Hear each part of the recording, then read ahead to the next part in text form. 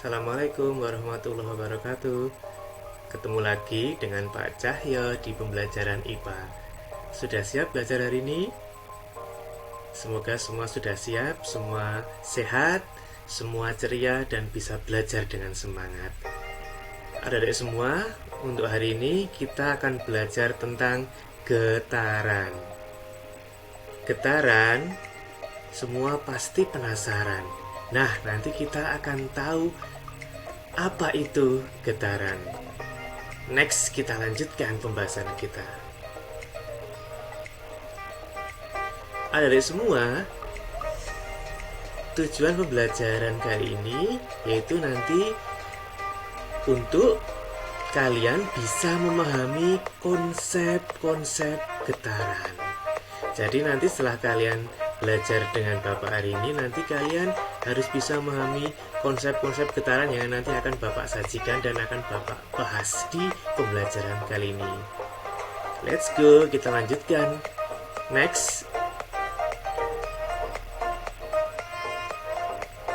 Nah, anak-anak, getaran sendiri itu merupakan suatu gerakan bolak-balik satu kali penuh melalui titik kesetimbangan. Apa maksudnya? Jadi di sini suatu getaran itu gerakan di layar sudah Bapak contohkan, itu ada ilustrasi suatu bandul.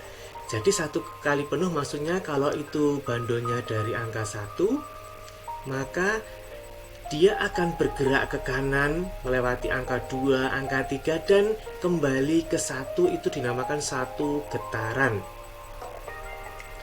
Apa yang dimaksud titik kesetimbangan? Titik kesetimbangan itu ada di nomor 2, di mana posisi suatu benda itu posisinya itu diam, di tengah itu titik kesetimbangan di konsep getaran ini.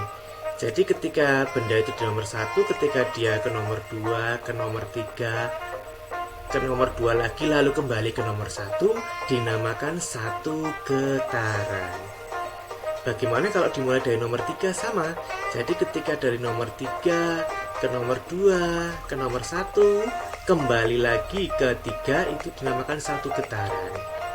Jika hanya dari titik 1, 2 sampai 3, berarti itu berapa getaran? Ayo, setengah getaran. Itu getaran adik-adik. Itu yang dimaksud dengan satu kali penuh. Bapak contohkan dengan konsep bandul yang sudah terpapar di layar. Nah, di sini kenapa getaran itu penting? Getaran banyak contohnya dalam kehidupan sehari-hari. Contohnya gempa bumi.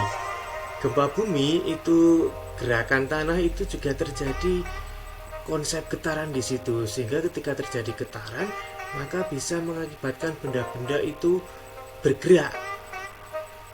Sehingga kalau itu getarannya kuat, maka benda-benda tadi seperti bangunan bisa rubuh.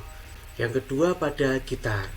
Pada gitar ketika senar itu dipetik, maka terjadi getaran yang menciptakan resonansi sehingga mampu membentuk bunyi.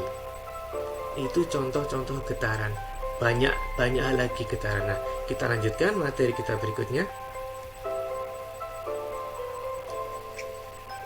Nah, dalam getaran itu ada beberapa besaran yang bisa kita hitung, yang bisa kita cari. Contohnya yaitu frekuensi dan periode. Jadi dalam suatu getaran itu terdapat frekuensi dan ada periode. Frekuensi getaran itu sendiri itu banyaknya getaran yang terjadi dalam 1 second atau 1 detik. Itu frekuensi. Frekuensi sendiri, untuk mencari besar frekuensi itu digunakan rumus yang ada di layar, yaitu di situ disebutkan lambang rumusnya, yaitu F itu frekuensi, sigma getaran itu adalah jumlah getaran, T kecil itu adalah waktu. Sehingga untuk mencari frekuensi adalah jumlah getaran dibagi waktu benda itu bergetar. Itu frekuensi. Lalu yang kedua, periode getaran. Periode getaran itu adalah kebalikannya dari frekuensi. Kalau tadi frekuensi banyaknya getaran dalam 1 second, Sedangkan periode itu adalah waktu yang dibutuhkan untuk terjadi satu getaran. Di sini periode dilambangkan dengan huruf T. Karena kebalikan frekuensi, maka rumusnya adalah periode adalah satu per frekuensi. Atau bisa juga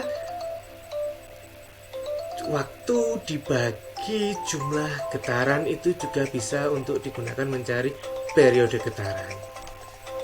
Jadi itu sekali lagi bahwa frekuensi dan periode bisa dicari dengan rumus yang ada di layar, bahwa frekuensi itu jumlah getaran dibagi waktu, kalau periode itu kebalikannya frekuensi. Jadi bisa dicari dengan cara T sama dengan 1 per F.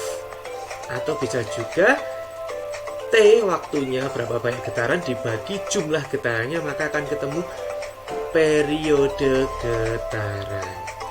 Sedangkan tadi jumlah getaran bisa dicari dengan mencari jumlah getarannya dengan prinsip yang tadi sudah Bapak jelaskan, bahwa kalau satu getaran itu dari titik awal ketika dia bergetar, andai kata tadi di konsep bandul, maka dia akan kembali ke titik awal, itu adalah satu getaran. Kalau dia 2 kali bolak-balik berarti 2 getaran. Nah, itu tadi tentang getaran sama frekuensi dan periode.